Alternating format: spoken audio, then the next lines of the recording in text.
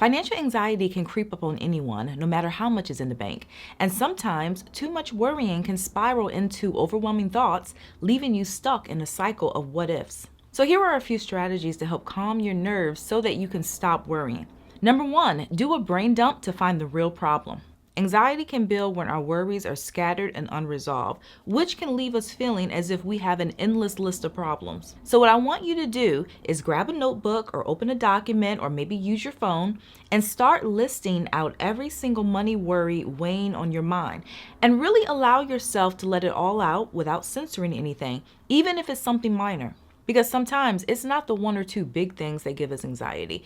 It's the 5 or 6 little things that add up. And once you have everything listed out, now I want you to go through and start categorizing your worries. So think about whether they are immediate, like an upcoming bill, or ongoing, like paying down a loan, or maybe they're future focused, like retirement. And you don't want to skip this step because breaking it down can help give structure to your worries. And once you look at the different categories, you're able to determine which worries are about actual problems and which ones are just rooted in fear, overthinking, or uncertainty. And with this newfound clarity, you will feel a huge weight lifted off your shoulders, which can free up mental space for problem solving. And with a calm mind, you're able to clearly think about your next steps. You can also face the worst case scenario realistically. Now, common advice tells us to avoid thinking about worst case scenarios, but sometimes directly addressing these can surprisingly bring relief. The truth is, by confronting what's really behind your fear, you may find that the worst case scenario isn't as bad as you imagine.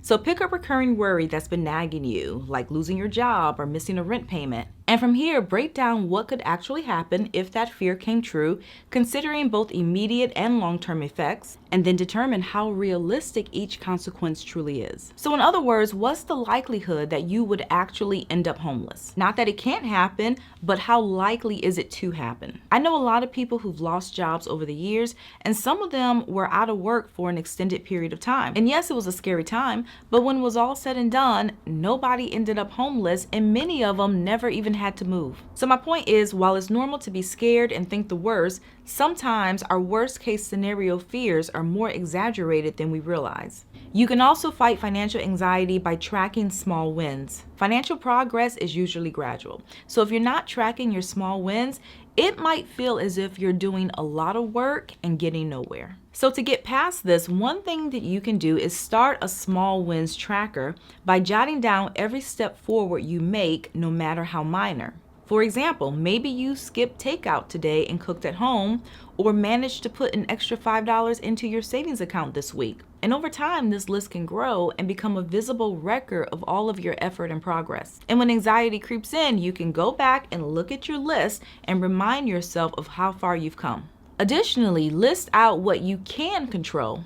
Some people also experience financial anxiety because they spend so much time focusing on things that they can't control, such as the cost of food, rent, and other rising living expenses. And these are understandable concerns, but worrying obsessively about them could do more damage than good. So when these worries pop up, it is so important that you train yourself to shift your focus away from things that you can't control to things that you can, and then make a list of actions that you can take right now. So if you're a little short with money, start with manageable steps like revisiting your budget to see if there's something you can cut to make ends meet, or go through your stuff to see if there's anything that you can sell quickly. And if your hardship isn't temporary, brainstorm side gigs that could possibly bring in a few extra $100 every month. By putting your time, energy, and focus into realistic, actionable steps, you can regain a sense of control, which can reduce anxiety because it will ease those feelings of helplessness.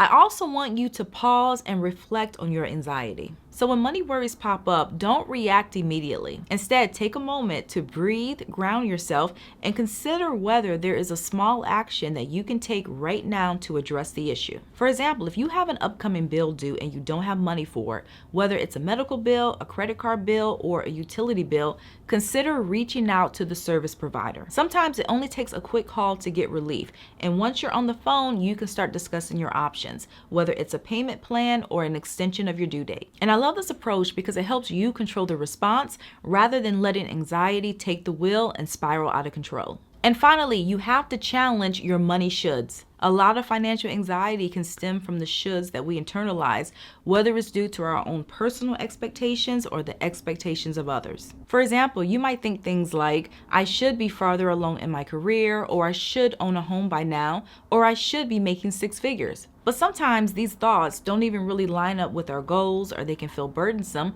in which case we end up putting a lot of unnecessary pressure on ourselves. So take time to write down all of your financial shoulds, reflect on each one of them, and ask yourself where those expectations came from. So in other words, is it something that you genuinely believe, or is it an idea planted by family, friends, or even social media? The reality is, when you start to recognize which goals matter to you and which ones are just external pressures, you're able to free yourself from a lot of stress and anxiety. And once you let go of the shoulds that don't serve you, you can focus on building a financial life that supports your goals and your unique path.